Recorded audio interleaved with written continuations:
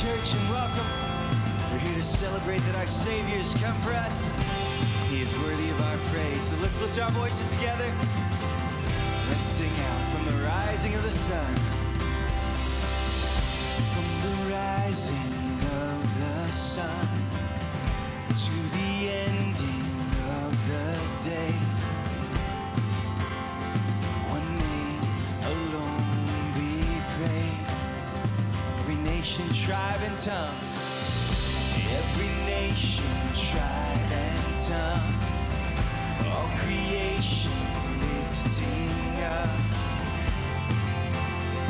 your name alone we raise. We praise the Lord, come on, and praise the Lord, all the earth, and bless His name, only one name, now and always. Jesus, you have rescued us. You are good and you are just. One name alone be praised. From the heights and from the depths, we sing it out. From the heights and from the depths, in every heart with every breath, your name alone we raise. We lift it up. Praise the Lord, all the earth, and bless His name, only one name, now and always. And praise the Lord, all the earth, and bless His name, only one name, now and always. Every sky is filled with wonder, all creation lifting higher, the only King who reigns forever. Who is like our God? Who is like our God? Every sky is filled with wonder, all creation lifting higher, the only King who reigns forever. Who is like our God? Who is like our God? We say, praise the Lord. Come on.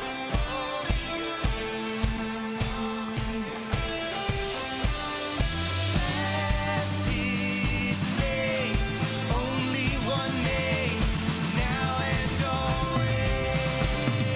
Praise the Lord, all the earth, and bless His name, only one name, now and always. And bless His name, only one name, now and always.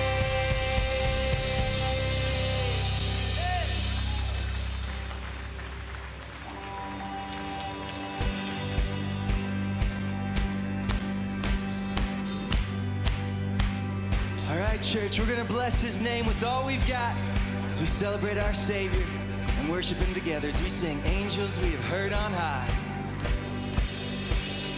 Angels we have heard on high, sweetly singing o'er the plains and the mountains in reply, echoing their joyous strain.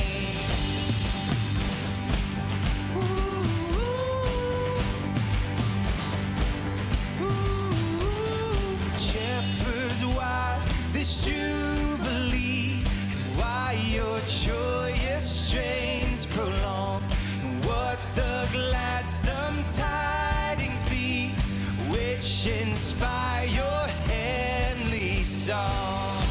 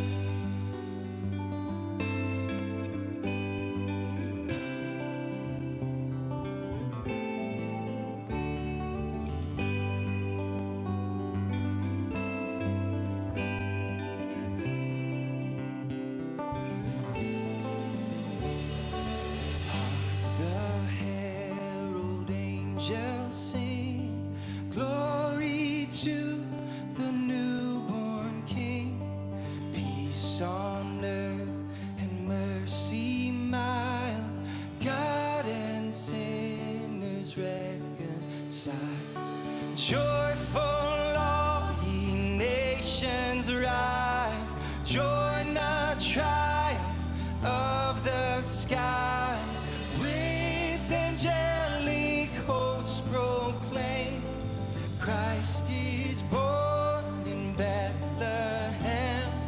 Hark the herald angels sing, glory to the newborn King.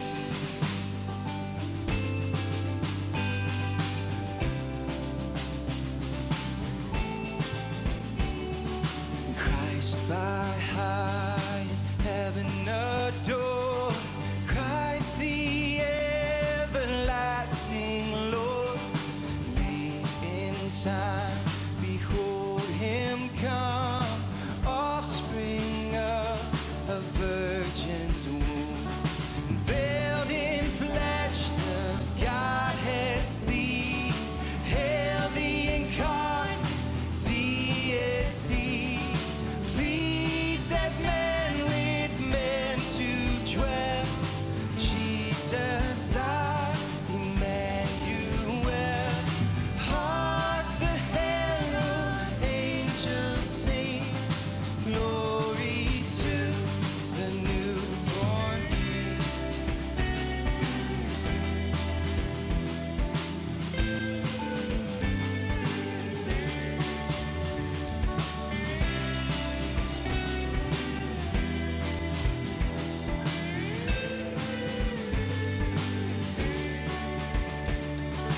Hail the head-born Prince of Peace, and hail the Son of Righteousness. Light and life to all he brings, risen with healing in his wings. And mild he lays his glory by, born that men no more may die, born to raise the sons of earth, born to give him second birth. Hark the herald angels sing, glory to the newborn King. Hark the herald angels sing, glory to the newborn King.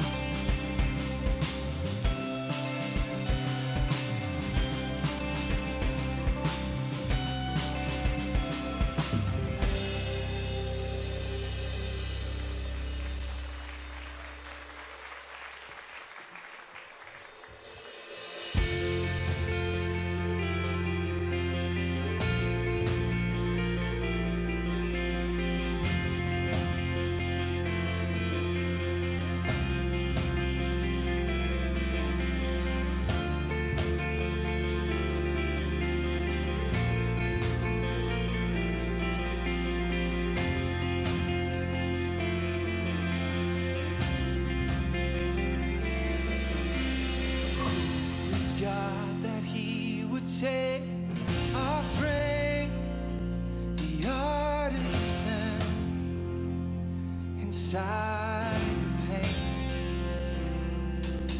or breathe the very air his breath sustains, the architect inside the plane. Oh, come now, hail his arrival, the God of creation. Royalty robed in the flesh, he created. Jesus, the Maker, has made himself known. Oh, hail the infinite infant.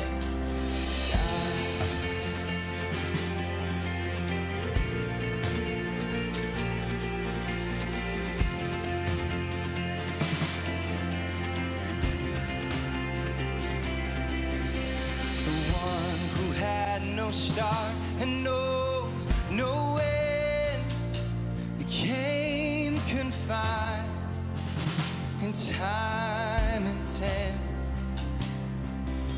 The everlasting God, the great I am, in the mercy of a mother's hands. Oh, come now, hail his arrival, the God of creation.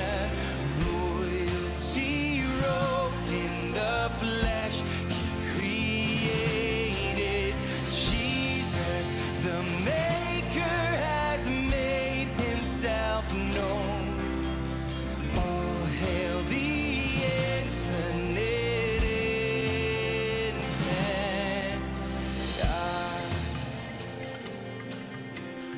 The Word became flesh and dwelt among us. The infinite, eternal, almighty, all-powerful creator of the universe stepped into our brokenness and became finite and became fragile, that he might rescue and restore and redeem every single one of us in this room. And we celebrate today the arrival of our Savior, and all with one voice we declare this together. The one who holds the stars in the creases of his hands is the one who holds my heart like a mother once held him. And the one who knows what lies where space has run its course, embraced a baby's mind, and now I can know my God, the monarch of the stars, and the King above all kings, the ruler of my heart, and the Savior for my sins, the one who sees what lies in each and every soul, embraced our finite eyes, and now we can see our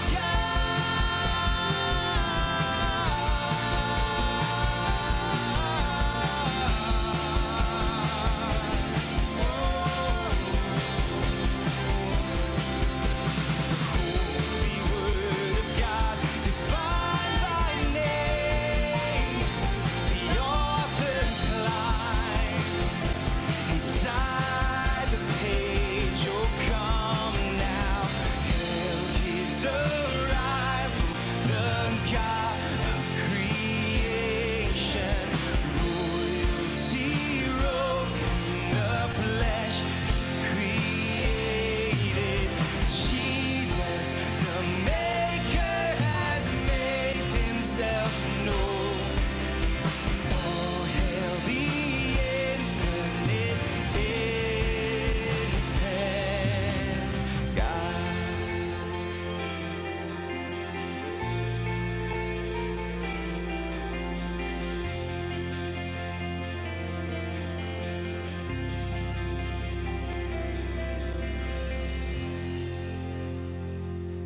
Amen, church. He's the one we celebrate today, our Savior who came for us.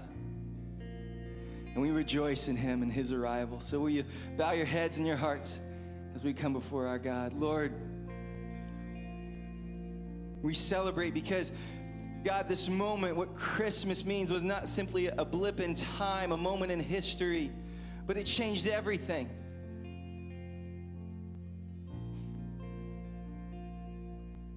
That the God who is out of reach stepped into our brokenness, into our space. He could be touched and held. You became fragile. That you might rescue us. And Lord, in that time, God, when you came, they weren't ready for a king like you. I pray that we today will be ready for a king like you. that we would rejoice in your arrival, and with joy in our hearts, we would celebrate that our God has come. Emmanuel is with us. Our Savior, our King is here. I pray that you would help us, God, Lord, to just see Jesus more clearly today, to understand deeper, God, what it means that you came for us, that you love us, that you are our Savior and our hope. So speak to our hearts and our minds, and may you receive glory in everything that is done here in this place and in our hearts and in our lives. We love you, Lord Jesus. Yours is the kingdom, the power, and the glory forever and ever. And it is in Jesus' name we pray all these things. And all God's people said, amen. You can have a seat.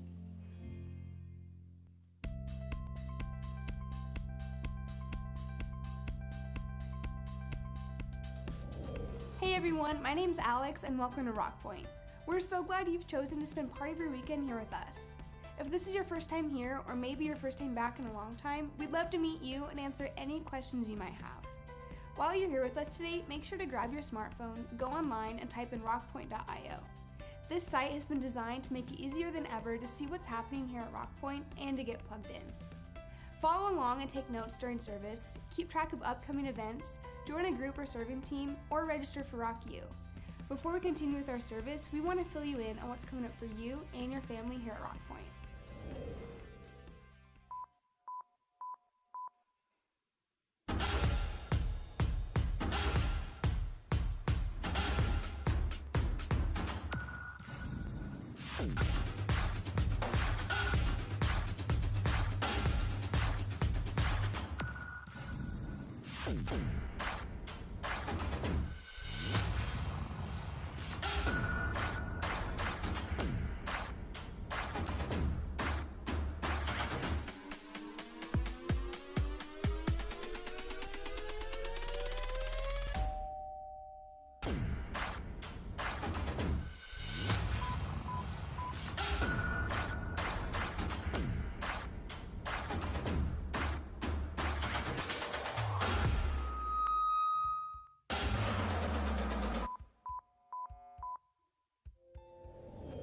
Christmas at Rock Point is right around the corner, and we can't wait to celebrate with you on Saturday, December 23rd or Sunday, December 24th at one of our 8 service times. This is one of our biggest weekends of the year, so here are a couple tips to make sure you and your family are ready to go. First, make sure to reserve your seats. Head over to christmasatRockpoint.com and choose the service time and number of seats you want reserved. Then stop by the courtyard and pick up your tickets today after service. This is the best way to make sure you'll have enough seats at the service you want to attend. The other thing you'll want to do is invite your friends. As you leave today, stop by the link and pick up some extra invitations to invite a friend, family member, coworker, or neighbor to join you. Christmas at Rock Point is happening on December 23rd and 24th. For an extra special experience, make plans to join us on Saturday, where we'll have food trucks, live music, hot chocolate, and a Christmas photo booth. Learn more and reserve your seats now at christmasatRockpoint.com.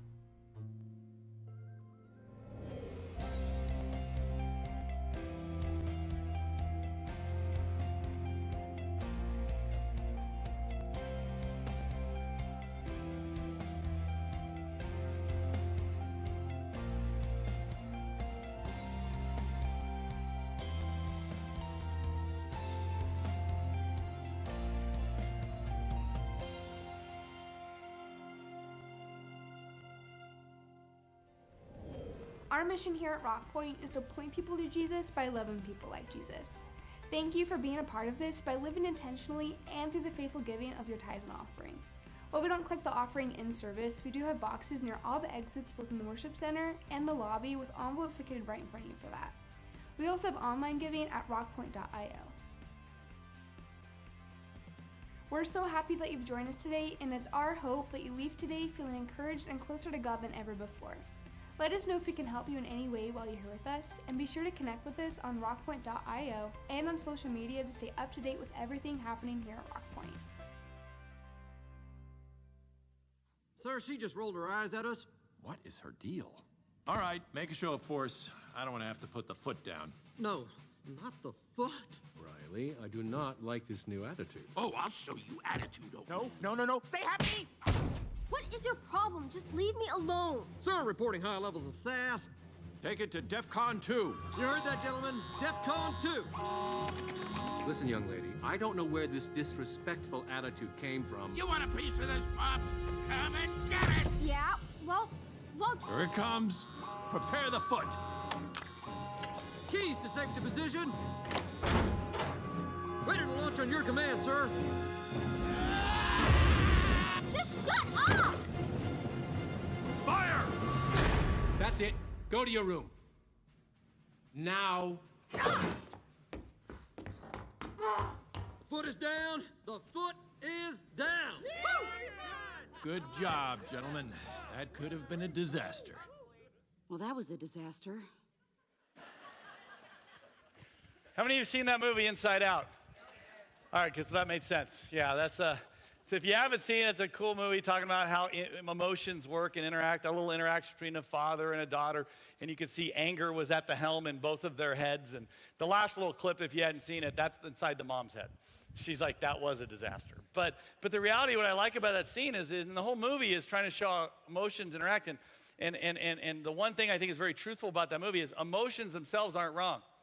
And it's just, it's what you do with them and how they play out. That's really what we've been talking about in this series, Christmas Feels. We've talked about Christmas brings up a lot of feelings, and a lot of them are not the pleasant ones. But sometimes we say that feeling is wrong or that's right. And really, feelings, these emotions, they're not necessarily right or wrong in many ways. They're indicators. They're like dashboard lights that says something else is going on. And that's what we've been unpackaging and looking at. But anger is the one I saved for last because it's one of the most interesting, because sometimes we just think anger is always wrong. And even in that clip, there was actually an interaction that some of the way they just showed anger was very calculated and properly used. Some of it was got you into trouble and threw it out of control. And that's kind of truthful with when it comes to anger. And that's really what I want to unpackage today, is this idea of how do we deal with anger. And Christmas time would not be complete without some anger, right? It just happens every year. And so here's the big idea of what I'm talking about when it comes to anger. Anger is not right or wrong. It's just what you do with it. And so, but here is what anger is supposed to be. Because God, we're going to see today, God created us with the capacity for anger. Anger is not wrong. Matter of fact, by the end of the day, you're going to see that Jesus even got angry. And so anger itself is not the problem. But here's what anger is supposed to be. Anger is supposed to be an indicator of a problem and a motivator towards a solution. It's supposed to show you in other words, when it comes to dealing with anger, you got to be able to ask yourself, okay, where's it coming from? And then what am I going to do with it? The feeling, the idea of anger, and even expressing anger correctly, that's not the problem. The problem is what's causing it, and what do you do with it? That is the problem. In other words, as we're going to see here, the best illustration I heard about trying to describe kind of what anger should be versus what it is anger is like gasoline. If you just throw it around and a spark and you send a match with it, you're just going to start a gasoline fire.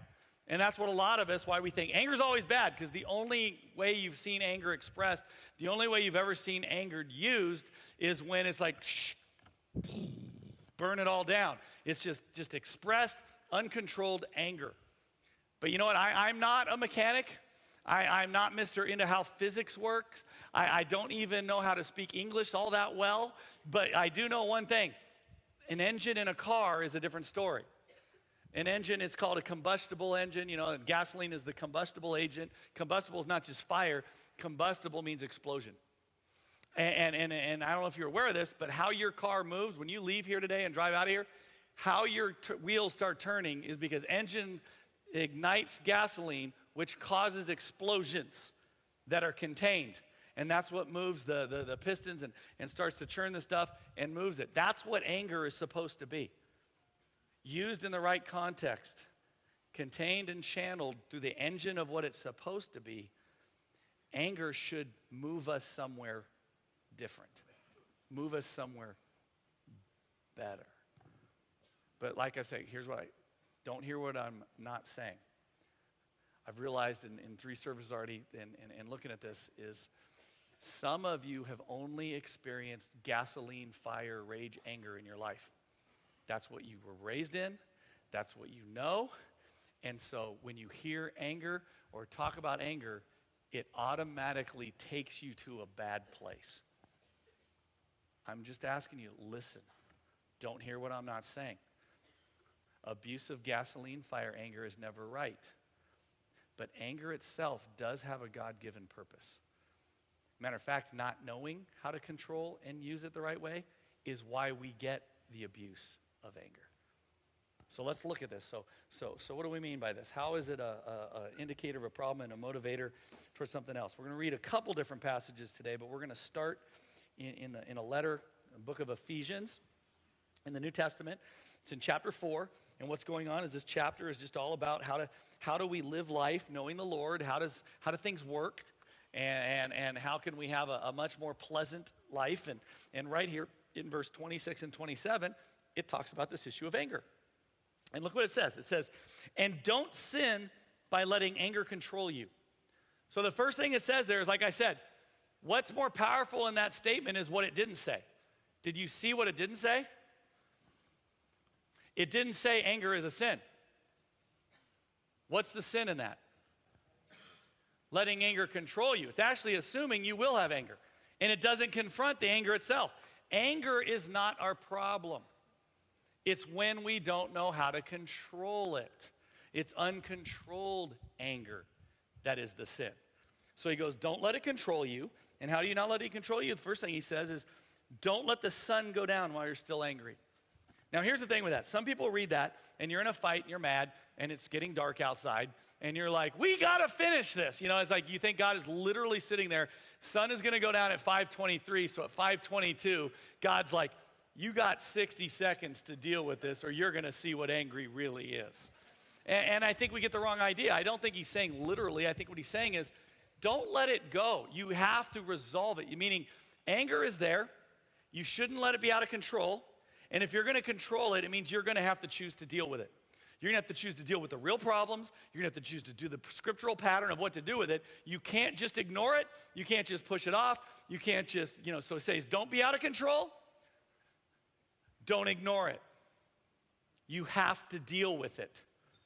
Because if you don't, that's the third phrase in this verse says, for anger gives a foothold to the devil. That anger that's not dealt with, that anger that's out of control, is going to let more damage happen. And here's why I think it's so difficult. Before we unpackage 3 simple steps of here's what I think scripturally we should do with anger and how to let it motivate us, let it help us indicate the right problem and motivate us to the right solution. But the first thing I understand, I think why we struggle with it so much is because anger is complex and anger is costly. First of all, anger is complex. Unlike all the other emotions we talked about, think about it. Almost every other emotion you can predict with almost 100% accuracy when you're going to feel those emotions. You know when you're going to get envious. You know what's going to make you sad. I mean, there's certain commercials on TV that if it involves a dad and a daughter and them growing up, and I just know when it comes on, I'm like, uh-oh, my son even started looking at me. You're going to cry, aren't you? Oh, shut up. It's like, I know. But anger, amongst all the emotions, it has its moments when you know. There are your buttons that you know what's going to make you angry. But isn't it funny how anger sneaks up on you at moments when you never expected it to? Unlike all the other emotions, anger will just show up in a moment you never even thought it should happen.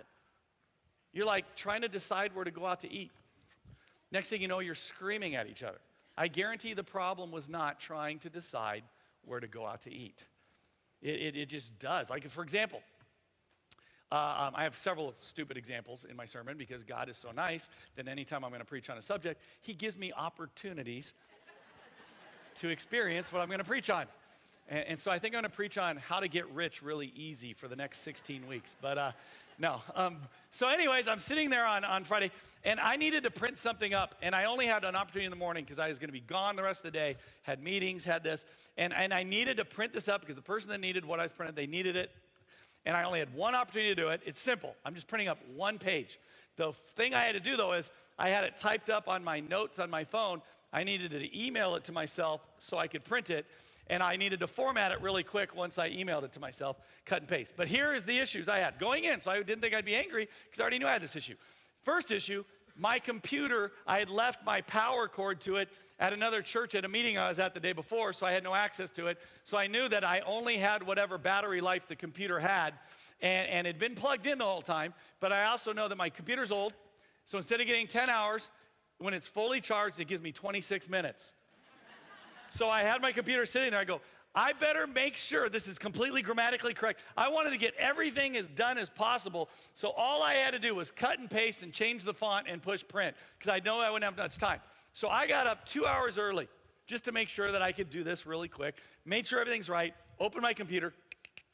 Cut, paste, was just about to get ready to, almost done to print, and my computer went dead. It is so old now, I discovered that when it says I have 26 minutes, I only have 5. So now it's dead. So now I can't use my computer. So you'd think I'm frustrated, but I'm not angry. So then I go, okay, my wife yells from the room, oh, just use my computer.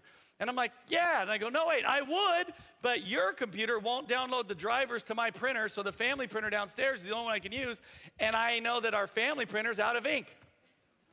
Because my kids print, color, you know. So now I could use her computer, but I can't print. So now I got to print a computer, but no printer.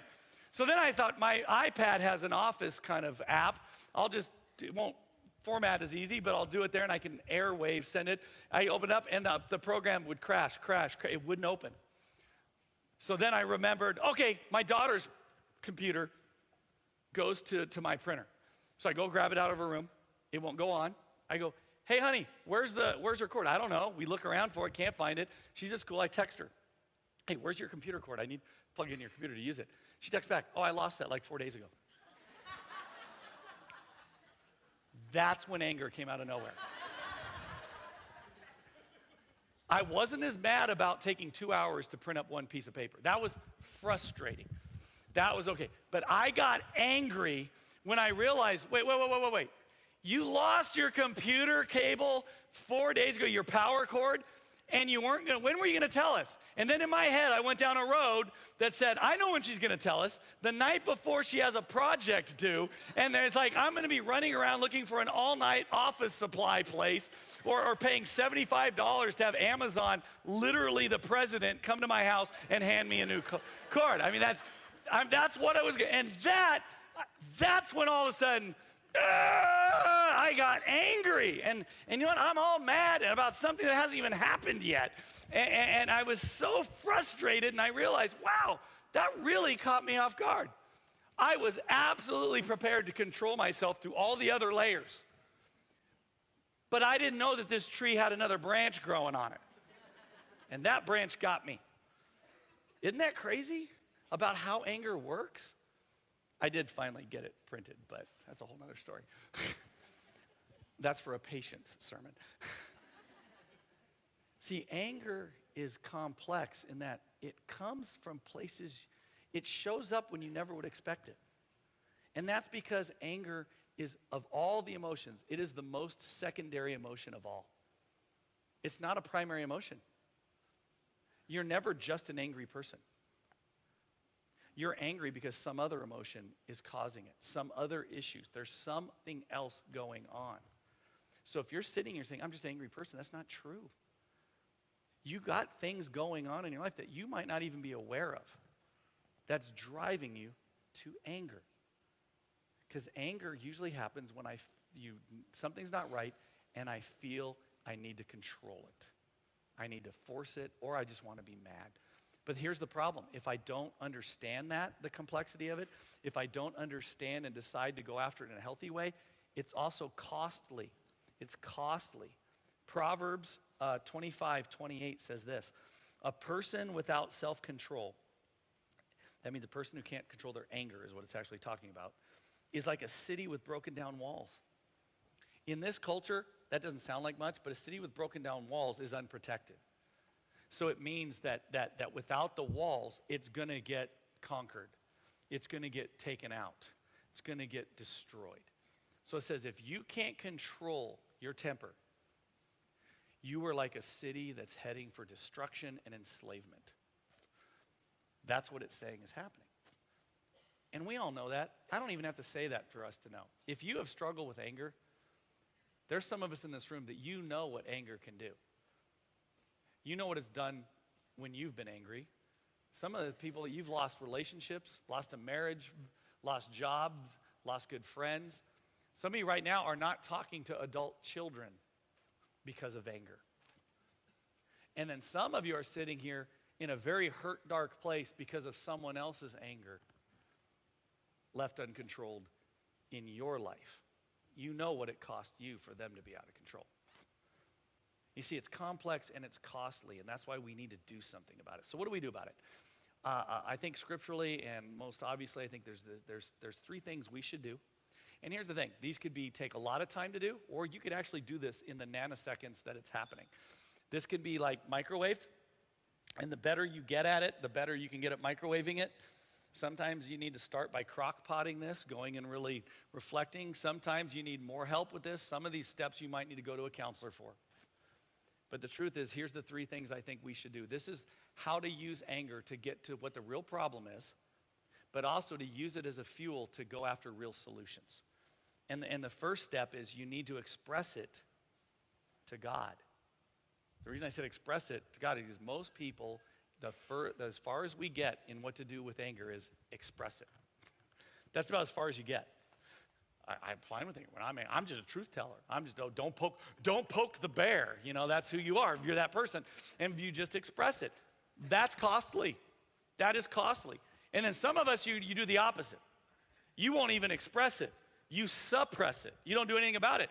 And what's sad is most of the time, those of us who try to suppress anger, because you always think anger is wrong, it's always bad. You're just like, I'm just not going to do anything. And you just kind of push it down and try to not react to it at all.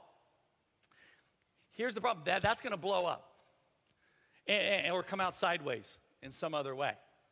Matter of fact, suppressed, undealt with anger is one of the primary causes of depression.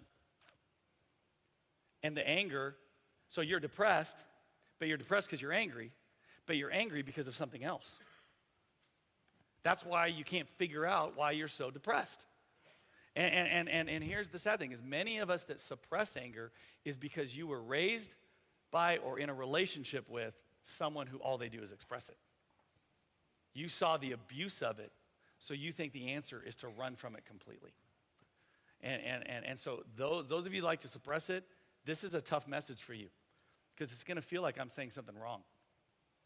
You're going to feel like I'm telling you anger is okay, and you say, well, no. What I'm telling you is the reason you probably are hurting, the anger you experienced is not what I'm talking about.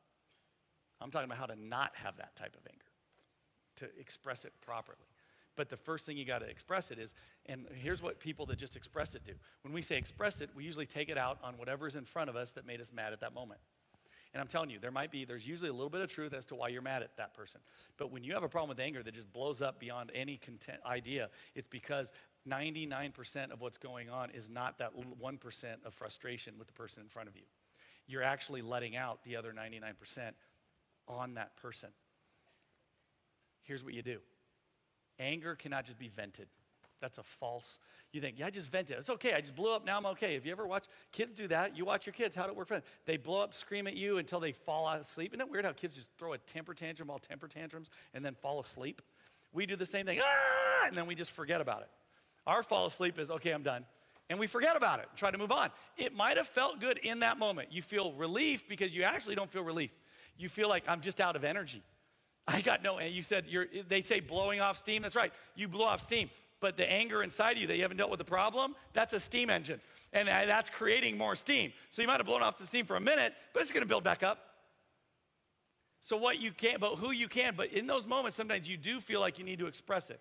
The best way to express it is to God. Instead of to everyone out in front of you, instead of the person that's mad, instead of advertising the world, instead of Facebook and Twitter rants, the best way to express your anger is right to God.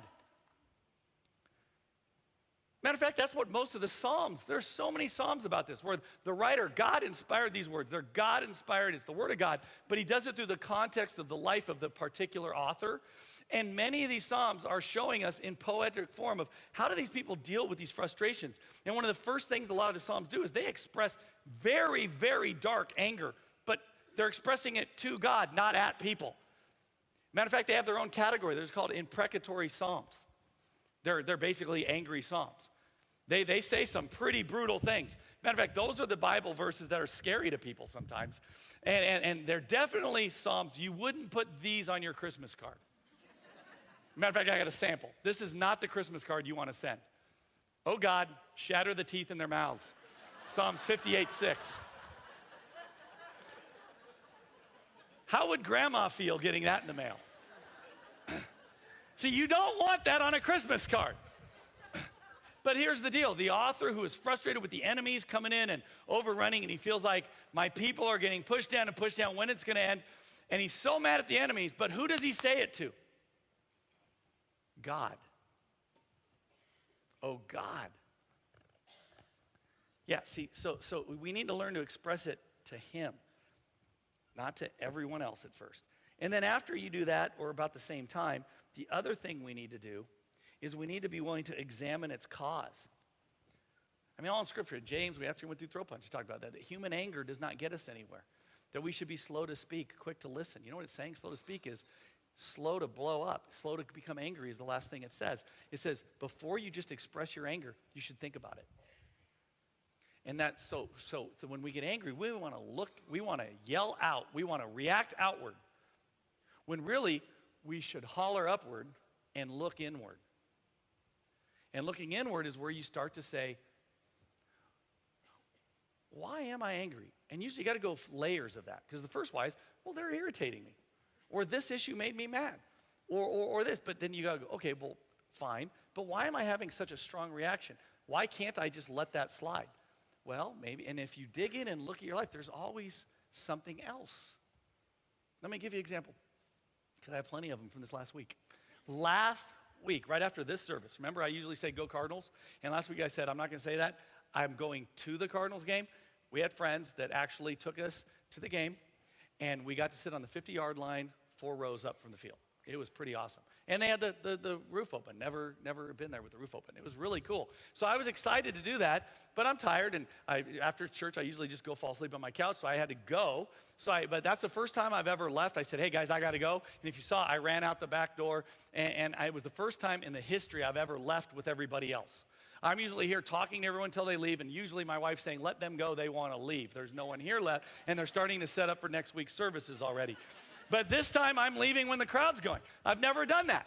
So I'm pulling out right here, and as I'm driving just halfway out, somebody comes flying out on the side and actually just cut me off. Just pulled right in front of me. One of you guys did. And if you drive a big black truck, lifted, you know who you are. You know who you are. My first reaction was, oh God, shatter the teeth in their mouth. Actually, it wasn't that. I added a word. Oh God, I'm gonna go shatter the teeth in their mouth. I don't know why. I am not a road ragey person. I don't get mad at that. I just don't. But for some reason, boom, I was like, the first thing I thought is, who do they think they are cutting me off? You know, and I had all of these inclinations. Honking, rolling down my window, saying things that no one should ever say, especially the pastor in the parking lot of his church. Maybe even getting out, swerving in front of them. What were you doing? But that would have been so costly. Could you imagine people still going to their cars having to cover the ears of their children because of what the pastor is doing? Or what if I did get out and beat on the door? And if you're that person in the big black truck, you might be a big person, and all of a sudden you got me, and I'm like, where's security when I need it? Now, it sounds stupid, but if I just yelled, honked, acted like a jerk, that could have been costly. But I didn't. I said, God, and I stopped, and as I drove off, I said, that stuff doesn't usually bother me. Why did that anger me? Because I'm really not mad at that. But honestly, you probably didn't even see me coming. I don't think the person that cut me off did that on purpose. They didn't sit there and go, oh, there's Bill. I didn't like his sermon. Or maybe you did. I don't know. I don't know. But the issue was not that. I had a strong reaction to something I don't normally have a strong reaction to. And I could have expressed and just got Why are people so rude? Why don't they watch where they're going? And I could have went on a tantrum and messed up the rest of my day. But as I drove away, I thought about it, and I realized I am really tired. I'm in a hurry. I'm never usually leaving here in a hurry to go to something else when I'm that exhausted. And even though I loved going to this game and wanted to go, it's a little bit anxiety ridden because I had to go get my wife, and we had to get there on time. But then I thought even deeper. That week before, going to that game was going to be my 7th. I had spent the last 6 nights in a row out till late. Not at fun stuff, but at obligations, work or other obligations. And I don't roll that way real well. Because the problem is when I go out late like that, I get tired wired like a little kid, overtired, and I can't fall asleep. But I still have to get up early. So I spent 6 nights in a row getting like 3-4 hours of sleep. And then I was exhausted. And I realized my anger had nothing at all to do with being cut off. It had to do that I was cutting myself off from healthy living at the moment, and I just had to relax and reel it back in and say, I'm not going to let myself have my calendar take me over like that again. You see, it was something completely different. Examine your outbursts and try to say, is there something else going on? And go after that. Deal with the real problem. You got to examine its causes. And there are some common causes, I think, that are side. I'll just give a few other examples of the most common ones. One of the biggest common ones I see that we do that usually we get angry about, that I might be mad at you, but it's really not about you as much as me, is one of the most common ones we do is we get angry when we feel like someone has invaded our perceived kingdom. You violated my rights. You've marched into my territory. This is my world. Stay out of it. Back off. That's why my son and I argue. Every fight I ever get, it doesn't matter what the content of the fight was. If it gets big where we're like yelling at each other, it's because him and I are exactly alike. We both think, you've invaded my territory. I go right. I usually set off first. I'm like, that is disrespectful. The foot is coming down. I don't even wait. I don't watch. I go, send the foot. I start with the foot going down, and then he gets mad because he feels like that is so mean. So then he gets fixated on the one point he was right on, where I did it wrong. He's like, just admit you were wrong. It's like, you can't handle the truth. It's like, and we get worked up, and it's almost like we're feudal lords, and we feel like we've both invaded each other's territories. We're like, call out the vassal knights. To war we go. I don't know what I'm holding. Someone told me it's the flag. I think I'm holding my flag as I ride into battle, and that's what we do. And a lot of times that's what we do. If you think someone's disrespect or crossed into your territory, your perceived kingdom, you're going to get angry. And ladies, a lot of ladies are like, well, that sounds like a man thing. Really? How do you feel when another woman tries to tell you that what you're doing with your children is wrong? Especially when most of the time that other woman is your mom. To war we go, Or you'll do that with your daughter that's just like you. And so we do that. But the deeper one, the one that I think could take a lot of time, a lot of the anger we have is coming from our hurts. And it might be something happened to you as a kid. I had someone share with me after one of the services that she was bawling and said, I think this all came back. It triggered today. My dad beat me up and knocked me unconscious once when I had to go to the hospital. And I had to lie so he wouldn't get arrested. He's apologized about that, become a better man since that, but she realized she just and today, she goes, I need healing. Some of us have hurts, habits that have formed out of those hurts, that those habits that we run after, what I call unhealthy coping mechanisms, not doing it God's way, we try to do that to make us feel better, but then when it doesn't, it just makes us more angry. And some of us, you're not even angry. It's frozen anger. It's turned inward. You're depressed. You're locked up. Those are those moments you have to be willing to peel the onion back and use the anger. Instead of use the anger to attack a person. use that anger to motivate you to look for the real problem and go after a real solution. Because that's really what it's about. So because in the end, the final thing we need to do is we need to enact a healthy response now. You've expressed it to God. You've looked in. Now what do we go do? We need to enact healthy responses, meaning you can use anger. You can be angry. You can be good and angry. You can. Matter of fact, I want to show you an example. He's a perfect example, so we can't probably do it as well as he did, but Jesus. It's a story where he was angry. So here's the problem. If you think anger is always wrong, then our Lord and Savior was a sinner. The Bible says God gets angry at stuff. He gets angry at sin. He gets angry at brokenness. He gets angry at death. But here in John chapter 2, I just want to read this, and we'll take it apart and show you how Jesus enacted a healthy response and what that healthy response, what we can glean from this for us. It says, it was nearly time, John chapter 2, starting in verse 13. It was nearly the time for the Jewish Passover celebration, so Jesus went to Jerusalem. In the temple area, he saw merchants selling cattle, sheep, doves for sacrifices.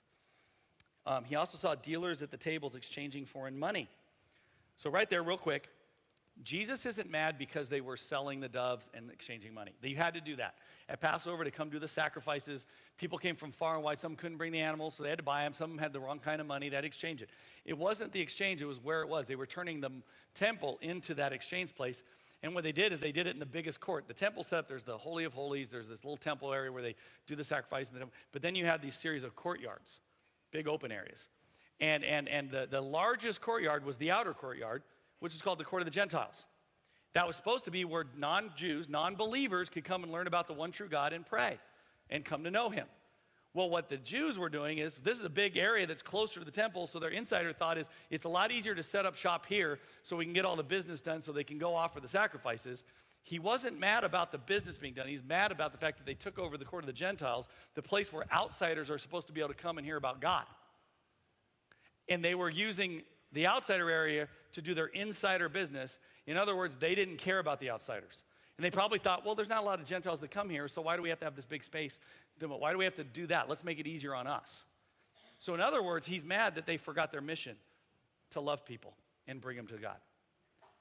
So before you get mad at, they're just doing business transactions and the business, you know what he's really going after? He's going after church people who don't want to do outreach. He's going after church people that would say today, like, why do we need to build another building? Why does Bill tell me to move off the 1045 service because we're turning families away? Why do we do that? Because we're supposed to have our court for the Gentiles. And what's interesting about the way the temple's laid out, which area was the biggest area in the temple? The court of the Gentiles. Who laid out the plans for the God actually gave Israel the plans. You realize he showed his heart. My plan is not just to stop with you guys. I'm going to impact and save the world. And there's going to be more outsiders showing up than insiders. So that's what he was going after, and that made him angry. And he does something about it, but look what it does. He was angry enough, look what it says. The very next line says, Jesus made a whip from some ropes. But think about this. He is not going off half-cocked in a ragey way, because he had to actually go make the whip. Have you seen it? You wrap rope? That takes a little while. He had to go make it. That would have taken a little while. He went in and goes, what is this? Oh. Went and grabbed some ropes. Hey, Jesus, what are you doing? You about to find out. It was very calculated. And then what does he do? It says here he made this whip from some ropes, and he chased them all out of the temple. He drove out the sheep and cattle and scattered the money changers' coins over the floor and turned over their tables. Can't prove this, but it says he chased them out, but he drove the cattle. I think he made the whip for the animals. I think all he had to do was yell at the people. You got to get out of here. And he flipped a table over. But I don't think, you think the only time you do that is when you're completely out of control. Everything he was doing was calculated. I don't think he did. I think he did it forcefully. I think he did it with that Clint Eastwood glint in his eye. I think he did it like that. And I think he had that John Wayne attitude. And probably a little bit of John Wayne's philosophy is that life is hard. It's harder if you're stupid. I think he kind of had that going on. And I think he was. But I don't think when he flipped it over, it doesn't say he was out of control. Matter of fact, we see by what he says, he was completely in control as he did this. But he needed them to know he was serious. And as he chased them out, he said, get these things out of here. Stop turning my Father's house into a marketplace. So verse 17 said, then his disciples remembered this prophecy from the scriptures, passion for God's house will consume me. So his problem wasn't the people. His problem was his passion for how it should be. But then here's the catch. But the Jewish leaders demanded, what are you doing? If God gave you authority to do this, show us a miraculous sign to prove it. So the leaders that already thought Jesus was a threat didn't like him. He purposely tossed them out, which interrupted everything. And all of a sudden they said, oh, you think you're if you're really God, then give us a sign. And here he calmly, as weakened, he says, all right. Jesus replied, destroy this temple, and in 3 days I'll raise it up. Matter of fact. And they go, what? They exclaimed. Now they're the ones that are losing control. It didn't say Jesus exclaimed, it says they exclaimed. It has taken 46 years to build this temple, and you can rebuild it in 3 days? But, verse 21, when Jesus said this temple, he meant his own body. After he raised it from the dead, after he was raised from the dead, his disciples remembered he had said this, and they believed both the scriptures and what Jesus had said. Here's the cool, awesome thing about our Lord and how brilliant he is. He was angry. He did show it in a way that caused a reaction. But the reaction was it challenged these leaders who already didn't believe in him. And then when he said, all right, here's the sign you're going to get. Destroy this temple, he meant himself, and in 3 days I'll come back. So he says, here's the real sign. Here's the solution to the brokenness and the problem in the first place. I'm mad at this, but instead of killing you, instead of going bad, I'm going to solve your problem because I'm going to die. I'm going to sacrifice myself, and then 3 days later I'm going to come back. So not only was he angry, but he was telling him, my sacrifice is going to solve this problem. And here's the do-do-do-do-do. That's Twilight Zone if you're not old enough to know. Here's the crazy, deeper part. By him doing that and saying that, this was one of the final straws that made the Jewish leaders decide we are going to kill him. So his act of clearing the temple, his act of his anger over the brokenness, his frustration over the mistake and the sin, and the lostness of people, and how they're just confused, was I'm going to kill myself, I'm going to die to solve the problem. And by doing this outburst, this is going to guarantee they're going to kill me. You see the difference there? This was not a mad person who's defending his kingdom, and he's the one that is his house. This is not a perceived kingdom. He could say, not in my house, but he didn't. He used it to guarantee that he would sacrifice to save them. He used the anger as fuel to get to the other side. See, that's the proper use of anger. In other words, unrighteous anger is about resentment towards a person or a situation. Righteous anger is about conviction, and it's pointed at a problem and a solution for the problem. That's what Jesus did. That's what we can take from that.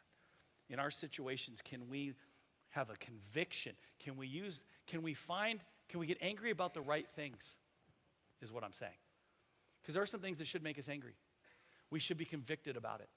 But sometimes we get so caught up in our own personal rights and our own struggles, and we don't explore our own problems and our own issues, and we're so busy being mad at everything else that we don't have anything left in the tank to be mad and angry at what we should be mad at. Let me give you an example. Foster care. Arizona has the worst crisis in foster care of the whole United States. But here's what's a weird stat. If every Bible-believing, Jesus-loving church in Arizona just had 2 families that said, I'll take a foster care kid, there would not be a foster care crisis in Arizona anymore.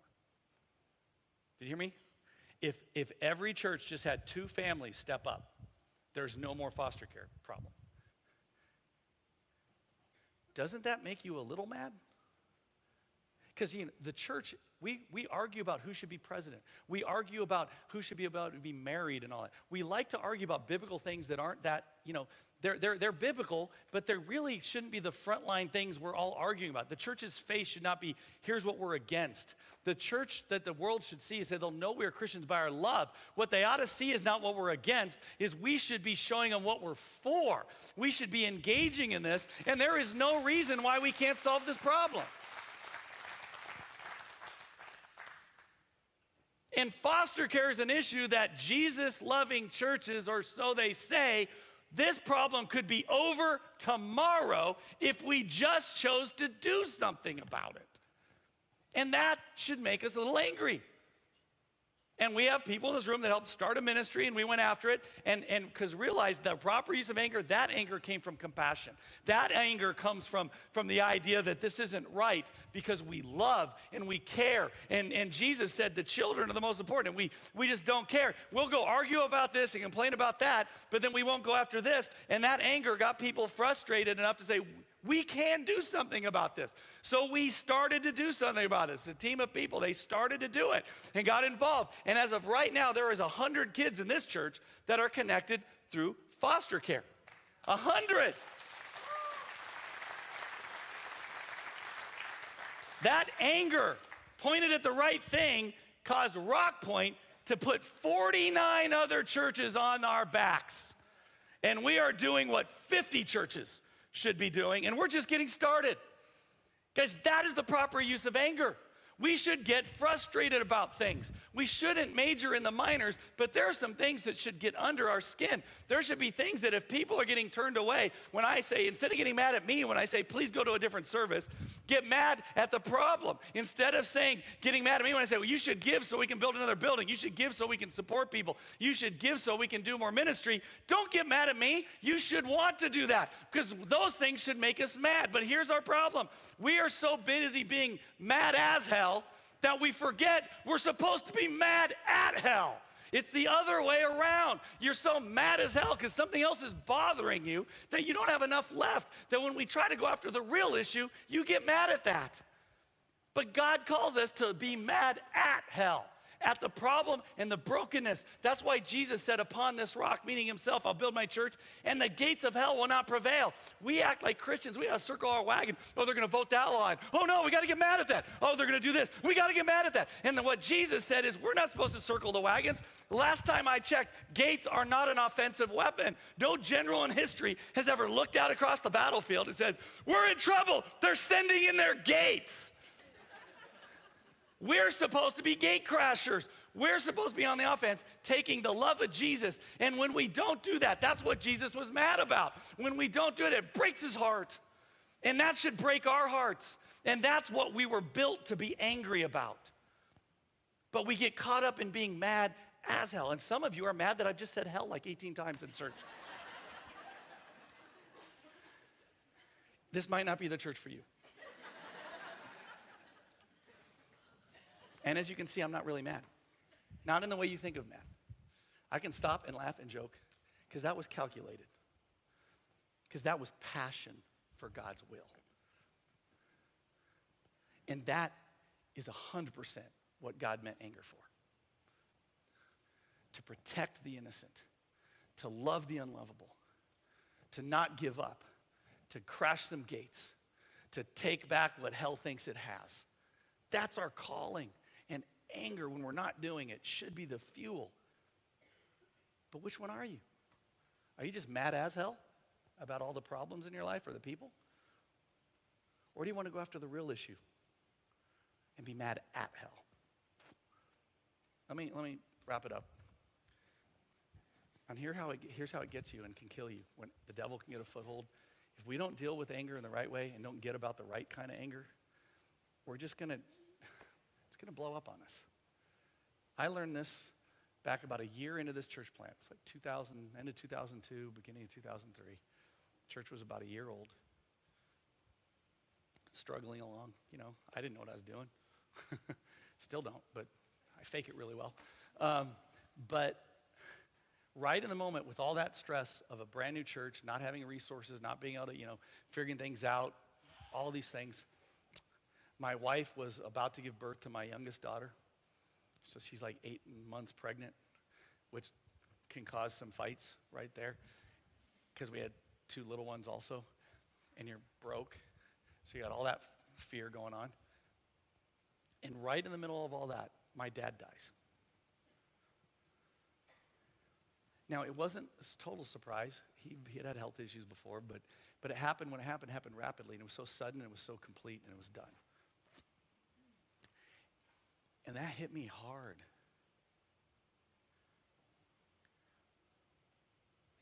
And that was causing so much. I was just, in the midst of all that, we find out that my mom, this was the surprise, had cancer they hadn't caught. It was in her bones, in her brain, in her liver. She was living with my sister now. And I wanted to be the tough guy that says, no, I'm going to be positive. I'm always at the glass is half full type of guy. And so I was trying to just push through, be the leader, be the husband, be the son. But my sister knew that this wasn't good. I thought, there's hope for Mom, there's hope. But she could tell, Mom's dying. So we started to fight, because she felt like I wasn't doing enough. You need to get over there. You need to do this. She showed up. I was actually working another job, so I was coaching baseball as a varsity baseball coach, and I was trying to do that at the same time. And she came out to the field one day, and we got in a fight. And basically, my fight, I was mad at her, I yelled at her, but really, I already felt guilt. I felt shame, like, I'm a bad son. My mom's sick, and I can't handle this.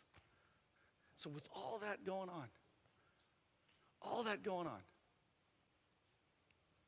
I come home. And my in-laws are supposed to come into town the next day. And my wife was mad because I was supposed to do something to get ready, and I didn't. And so she goes like, hey, why didn't you do this? I need your help, She's and I kind of bit back. Nothing major, out of the ordinary than our normal Sicilian woman, extremely pregnant, Irish guy, usually stupid. You put those together, and it was just a little and something snapped. And I was holding our van keys, our only car, and I had the alarm kind of thing that you would think is like $12.50 to replace. This one was $129.75. And I was broke. And in all that brokenness and being broke financially, I decided to make it worse, because I just lost it. I started screaming, and I just took these keys and I spiked them like an end zone, just watched it smash. And even in my anger in that moment, I said, that's going to be costly. But then I looked up, and I was so mad, just so filled with rage, that I looked up, and the first thing I saw was our hallway closet door. And I just turned that into a Rocky Balboa side of beef. And I went off on this door. Bam, bam, bam. I was screaming the whole time. I just kept hitting it. And I hit it until there was a hole. It was almost just the little outer frame was the only thing left on the top half of this door. I don't know how I didn't break my hand. And my knuckles were all bloody. And I just, God. I was like, God. I was like Hulk, man. I was like, you wouldn't like me when I'm angry. I was so mad. And I turned, and there's my pregnant wife standing there, and she's just like, that's real mature. My mom and dad are coming tomorrow. How are we going to explain the hole in the wall? And then I snapped to a whole nother degree. This was different. I fell over on the ground right there in the hallway. And I started crying. But it wasn't crying. It was weeping. And it wasn't even weeping. I now understand what wailing means. I mean, it was such an ugly cry that you would have had secondhand embarrassment if you were watching. If you were there, you'd say, can we just throw a sheet over him and maybe give me some earplugs, because this is just sad. It was bad. I just lost it, out of control, weeping, wailing, tears, horrid. And that's where my awesome wife comes over, totally pregnant, turns, leans into the wall, slides down the wall onto the ground, puts her arm around me, and just starts wailing with me. I just cried and cried and cried. And then all of a sudden, through all of that tears, all of that crying, it just came out of me. I just started hollering, my dad is dead. My mom is dying. We're about to have another grandkid they're never going to see. We're financially broke. And I don't know what the hell I am doing leading this church. I just yelled that all out and just cried. But my wife just held me, said, we'll be all right. Talked about it. I realized that those words coming out was my real problem. I was trying to carry this all by myself and just deal with it. I couldn't deal with it until I got angry. And the anger showed me the problem. And it helped me towards a solution. But I just waited so long. So I got up, hugged, and prayed, and then I remembered I had a friend in the church that could fix anything. I called him and said, I'm such an idiot. He came over, took the door. I go, do you need to come? He goes, nope, just do what you're doing. I'll let you know. He came back 2 hours later with a brand new door, already painted it, looked exactly like that door, and he put it back in. He then proceeded to cut the other door in half and keep the top part. Gave it to me a while later. Hey, here's a reminder. Don't punch holes in your life when you're mad. And I used to use it as a sermon illustration, but then in one of our moves in the offices, someone said, this is trash, and threw it away, which makes me angry. But here's the point. I was getting mad as hell, trying to handle it all myself and not really looking at the real problem.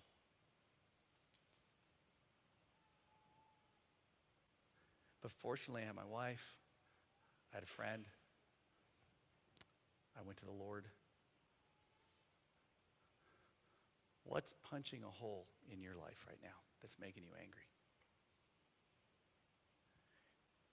Are you willing to really express it to God? Examine the root cause and enact a healthy response that I guarantee is going to involve the help of someone else. Don't just sit there being angry. Let God help you do something the right way with it. Father God, I thank you, Lord. I thank you that you love us so much. And Lord, I just pray for everyone in this room, including myself, that anger is such a weird emotion. And sometimes it drives us to do stuff that in the moment just feels so right because we're just trying to control things. And Lord, I know when I try to control, all I do is lose control of myself. So Lord, I pray for anyone in this room that struggles in the same way. Lord, I pray that anyone in this room that maybe some of these angry issues they've had their whole life is because there are some horrible things that happen to them and they need to deal with those. Lord, I pray that we would just be willing to look at anger for what it is and use it and control it for what it's supposed to be. Lord, give us the clarity of that and the courage to do it. I just pray this anointed blessing over each one of us, and I pray it in the mighty name of Jesus. Amen.